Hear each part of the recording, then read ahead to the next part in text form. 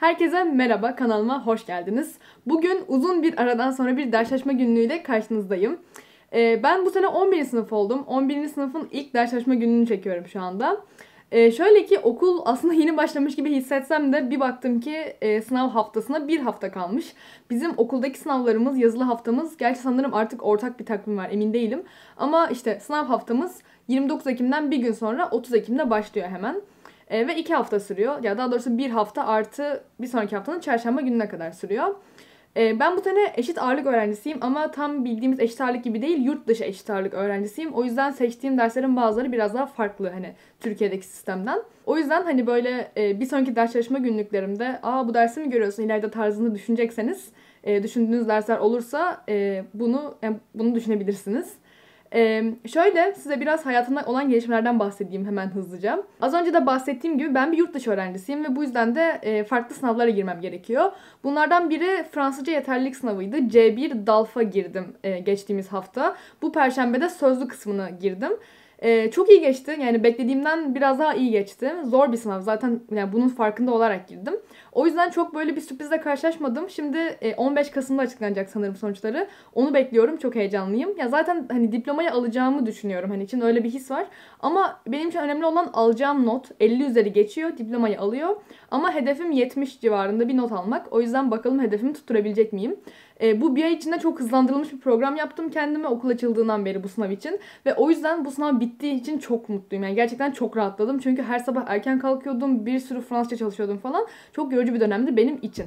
Şimdi dinlenemeden hemen okul sınavlarına çalışmaya başlayacağım. Gerçekten hayatım artık tamamen böyle ilerliyor. Bu şekilde. Bunun dışında şuna da değineyim. Bu videoda çalışacağım bazı şeyler kafanızı karıştırabilir. Hani madem yurt dışı düşünüyorsun neden bunları çalışıyorsun diye. Şöyle ben Türkiye'de YKS sınavına da gireceğim. Herhangi bir hani bir YKS öğrencisi gibi çok sıkı bir çalışma içinde olmasam da hani gireceğim için seneye hani başvuru sürecimi tamamladıktan sonra çalışmaya başlayacağım. Biraz daha düzgün bir şekilde. Ve bu yüzden hani 11. sınıfta da çok hafif mesela sadece hafta sonları gibi YKS üzerine özellikle Türkçe ve matematik olmak üzere bir şeyler çözmeye çalışacağım. Hani buna yeni başlıyorum. Bu ders çalışma günüyle başlayacağım aslında. Bu yüzden tam bir YKS öğrencisi temposu beklemeyin benden ama yine videolarımda YKS çalıştığım yani YKS yönelik kaynaklar kullandığım şeyler görebilirsiniz. Kesitler görebilirsiniz. Bunu da şimdiden anlatmış olayım. Güne bir yapılacaklar listesi yaparak başlayacağım. Bugün neler çalışacağım bir onları hemen hızlıca not edeceğim. Çünkü akşam da tiyatroya gideceğiz. O yüzden aslında biraz kısıtlı bir vaktim var. O yüzden bakalım böyle bir 4-5 saatlik süre içinde neler çalışacağım, neler yapacağım onu göreceksiniz bugün. Hemen isterseniz beraber şey yapalım. To-do list yapalım. Hemen önüme kağıdımı ve kalemimi aldım. Şimdi bugün yani çok aşırı yoğun çalışacağım bir gün olmayacak. Çünkü dediğim gibi kısıtlı bir vaktim var. Ama ilk maddemi şöyle yazmak gerekirse bugün biraz problem çözeceğim. Yeni kaynaklar aldım. Sizlerle onları da paylaşacağım. Matematik problem yazıyorum. İkinci olarak tarihten not çıkarmam gerekiyor. Çünkü notlar konusunda biraz geride kaldım işlenenler ile. Üçüncü madde olarak Cumhuriyet'le ilgili yazı yazmam gerekiyor. Bunu size açıklayacağım daha iyi bir şekilde. Ve son olarak da son maddem ne yapabilirim? İngilizce haftaya quizimiz var sanırım. Bundan emin değilim ama zaten sınavlar yaklaştı. İngilizce tekrarı yapmam gerekiyor. Yani benim bugünkü yapılacaklar listem bu şekilde oldu. Şimdi ilk maddem olan problemlerle başlayacağım. Ama öncesinde size aldığım yeni kaynakları göstermek istiyorum. Şöyle söyleyeyim size. Ben çok fazla çalışmayacağım için YKS için 11. sınıfta. Çok seçerek ve hani çok böyle az kaynak alacağım ve bu yüzden aldığım kaynakları da çok araştırarak alıyorum. Hani az alıyorum bari kaliteli olsunlar diye. Bu yüzden okuldaki hani Türkiye'deki sınava YKS'ye hazırlanan arkadaşlarıma sordum. Hani ben bir problem kitabı almak istiyorum ne alabilirim diye. Bana Karakök Yayınları'nı önerdiler ve onların önerdikleri yani onların kullandıkları kaynakları da inceleyerek kendime şu iki kitabı aldım. Biri yani ikisi de Karakök Yayınları'ndan. Biri modüler piramit sistemiyle problemler. Diğeri de rutin olmayan problemler kitapları. Bana işte hani kullandıklarını ve çok memnun olduklarını söylediler. İçine baktım. Soruların çok hani yeni nesil, çok güzel olduğunu gördüm. Ve bu şekilde kendime aldığım ilk problem kaynakları bunlar oldu bu sene. Ben çok faydalı bulduğum için size de bir kaynak önerisi yapmak istedim bu yolla. Biraz isterseniz nasıl kitaplar olduklarından bahsedeyim. Öncelikle modüler piramit sistemiyle problemler kitabına bakalım. Şöyle ismini de zaten görüyorsunuz burada. Buradaki bu elimde olan TYT kitabı aslında şöyle bir konsepte sahip. Zaten hani diyor ya piramit sistemiyle. Size en baştan yani yapı taşlarından üst üste koyarak problem çözmeyi öğretiyor. Mesela öncesinde gerekli işlemleri, gerekli becerileri daha basit sorularla anlatıyor. Ardından biraz daha kompleks sorulara geliyor ve sonrasında bütün becerileri kullanmanızı gerektiren daha kapsamlı bir düşünme sonucu çözebileceğiniz problemlere geliyor. Yani aslında yapı taşlarını üst üste koyarak bir piramit oluşturur gibi siz hani YKS tarzındaki soruları çözmeyi öğreniyorsunuz. O tarz problemleri çözmeyi öğreniyorsunuz. İçindeki soruların tamamı tabii ki lise müfredatından yani TYT müfredatından alınmış.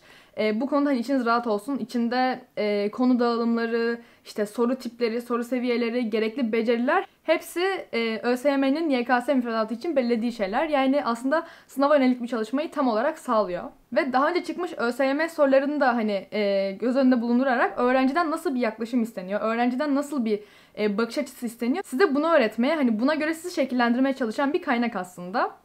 İlk başta da söylediğim gibi içinde birçok yeni nesil soru bulunuyor. Beceri temelli günlük hayat problemlerine çok fazla yer veriliyor.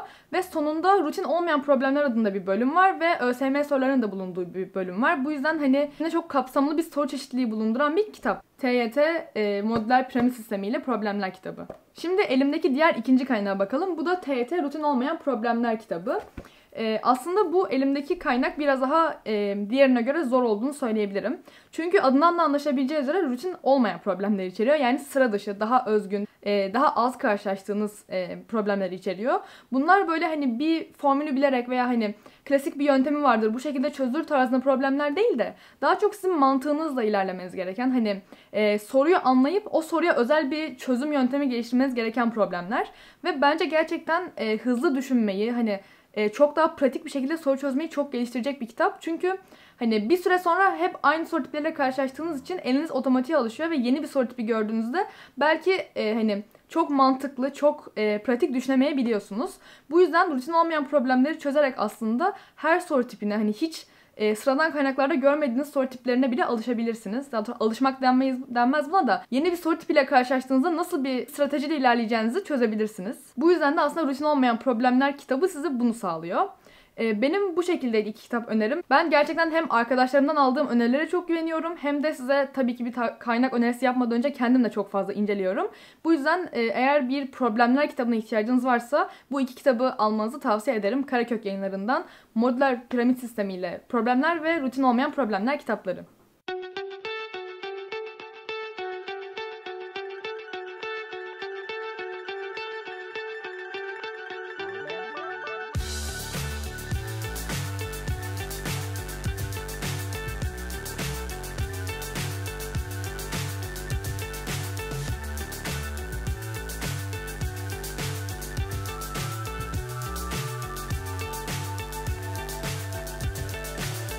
So high I'm hypnotized.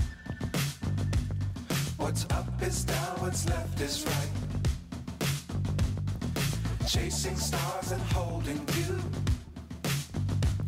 I can't see the end, but we'll see it through.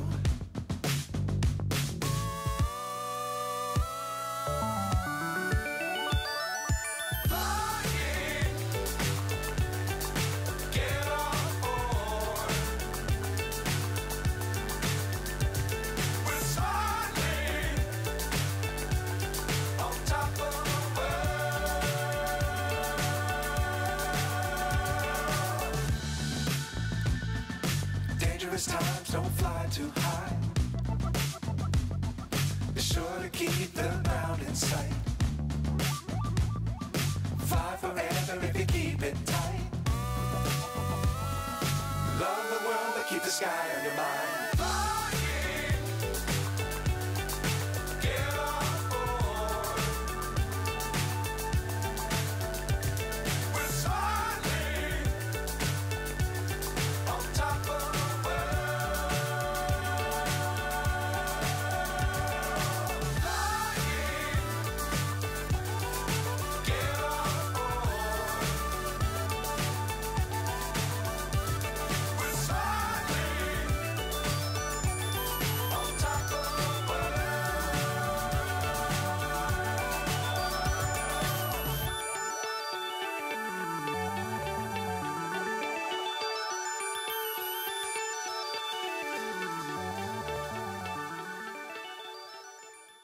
Yapılacaklar listemin ilk maddesini tikledim. Şöyle sizin de göreceğiniz üzere. Şimdi aslında sıradaki maddem tarihten not çıkarmak ama canım biraz sıkıldı şahsen. Hani TYT matematik çözmeye hiç alışık değilim. İlk defa çözüyorum neredeyse. Ve o yüzden hani çok uzun zamandır da test çözmediğim için bu şekilde biraz zorlandım. Hani gerçekten yurt dışına çalışmak temposuna o kadar alışmışım ki YKS'de nasıl böyle soru çözülür? Hani LGS çalışırken çok çözdüm ama hani YKS için hiç öyle bir tempoya girmedim. O yüzden soru tiplerine çok alışık olmadığım için biraz zorlandım. Ama gerçekten sorular güzeldi, onu söyleyebilirim. Neyse, şimdi o yüzden biraz böyle canım sıkıldı. Tarihten not çıkarmak istemiyorum. Onun yerine Cumhuriyet yazım yazacağım. Bu ne? Ondan bahsedeyim size. Ben bu sene Edebiyat Kulübü başkanlarından biriyim okulda. Ve 29 Ekim için özel bir Cumhuriyet dergisi çıkarıyoruz. İşte hani okul içindeki yazıları yayınlayacağımız falan. Galatasaray Lisesi'ne özel bir dergi. Öyle hani bir yerde yayınlanmayacak. Ama işte ben de bunun hem editörlüğünü yapıyorum. Çünkü geçen sene Edebiyat Dergisi'nin editörlüğünü ben yapmıştım. Hatta göstereyim size. Bu bizim Edebiyat Dergimiz Yalım. Geçen sene Özdemir Asaf'ın ölüm yıl dönümüne ithaf etmiştik. Bütün tasarımını falan ben yapmıştım bu derginin. Böyle işleri çok seviyorum. O yüzden hani bu sene de dedim ki bir edebiyat kulübü olarak Cumhuriyet dergisi çıkaralım dedim. Çünkü yani 100. yılı Cumhuriyet'in. Hem okuldaki diğer insanların yazılarını yayınlayacağız edebiyat kulübü üyelerinin. Hem de bütün başkanları olarak toplam 6 başkanız. Hepimize birer yazı yazacağız ve onu yayınlayacağız. O yüzden şu an benim o yazıyı yazmam lazım. Çünkü 29 Ekim'e bir hafta kaldı. Ama öncesinde kendime bir kahve yapacağım çünkü gerçekten matematik çözmek biraz yordu beni, yani bir kendime gelmem lazım. Sonra da böyle sakince yazı yazmaya geçiyorum.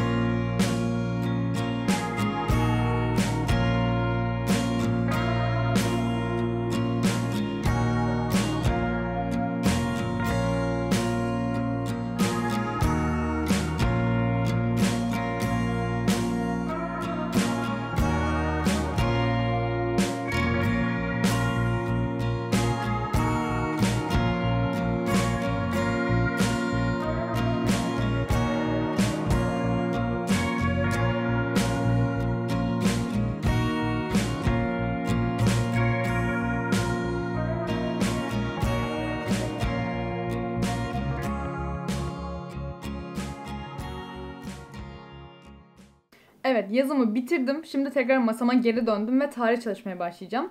Tarihten MEP kitabından kendi notlarımı çıkarıyorum. Çünkü sınav haftası geldiğinde notlarım elimde hazır olursa gerçekten çok daha hızlı çalışıyorum. O yüzden de hemen böyle işte önemli yerleri, hani gereksiz verilen bilgilerden kurtularak kendime özet bir not hazırlayacağım. Tabletimden çıkarıyorum notu. Bir tarafa şeye koyuyorum. MEP kitabını koyuyorum. Bir tarafa notlarımı açıyorum. Çok pratik bir şekilde gerçekten çalışabiliyorum öyle. Şimdi hemen kaçıyorum.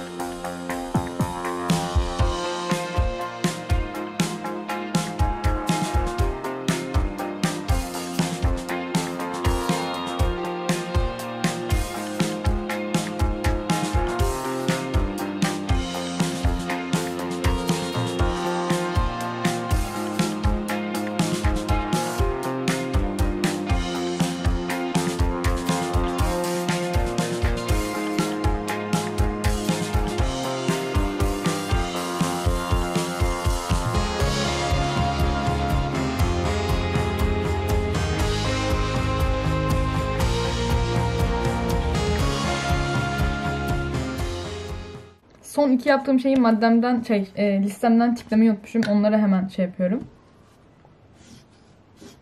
4 maddemden 3'ü bitti. Son olarak İngilizce tekrarı kaldı. İngilizce tekrarı için de conditionals çalışmayı düşünüyorum. Bu if conditionals'ları. Biraz zor bir yapısı var bence. İşte çünkü 4 tane tipi var. Daha doğrusu 5 tane tipi var.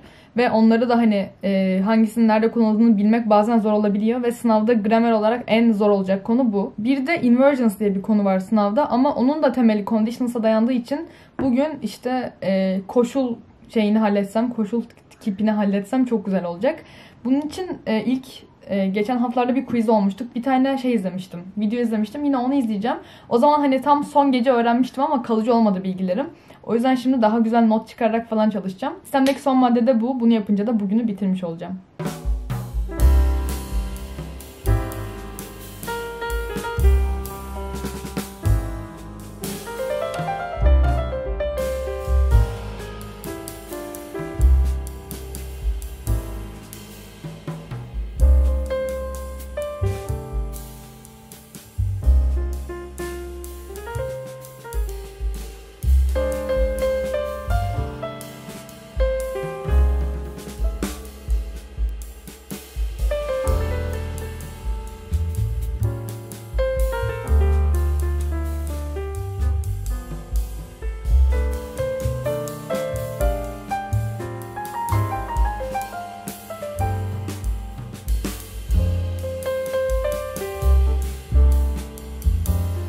Evet, güzelce İngilizce'de çalıştım ve bu şekilde bugünün tüm listesi bitti. Tüm yapılacaklar listesi bitti. Bence oldukça verimli bir gündü. Çünkü gerçekten aslında çok yorgun olduğum bir hafta sonu. Çünkü çok uzun zamandır çok yoğun bir şekilde Fransızca çalışıyordum. Ama şu anda hani böyle o yorgunluğa rağmen bu kadar güzel bir şeyler yapabilmek, bu kadar verimli çalışabilmek çok hoşuma gitti. Yani gerçekten ne yaptım? Matematik çalıştım. Cumhuriyet yazımı tamamladım. Onun dışında bir şey daha yaptım. Ne yaptım? İngilizce çalıştım ve tarih notu çıkardım. O yüzden bence oldukça güzel bir gün oldu. Umarım siz de böyle hani sınavlara yaklaşırken bu yeni temponuzu, ders çalışma rutininizi oturtabiliyorsunuzdur. Çünkü ben gerçekten biraz zorlansam da başardığımı düşünüyorum. Umarım benim çalışmalarım da sizin için bir motivasyon kaynağı olmuştur diyorum. Günün geri kalanında gideceğim bir tiyatro oyunu beni bekliyor. Bu yüzden hani bu yorgunluğun üzerine çok iyi gelecek. Siz de ders çalıştıktan sonra bir şekilde bir film izleyerek, hani güzel bir akşam geçirerek kendinizi ödüllendirebilirsiniz diyorum ve eğer videoyu beğendiyseniz beğen butonuna basabilirsiniz, abone olabilirsiniz ve beni Instagram'dan takip edebilirsiniz. Videoyu izlediğiniz için teşekkür ediyorum. Artık bir sonraki videolarda görüşmek üzere. Kendinize iyi bakın. Hoşça kalın.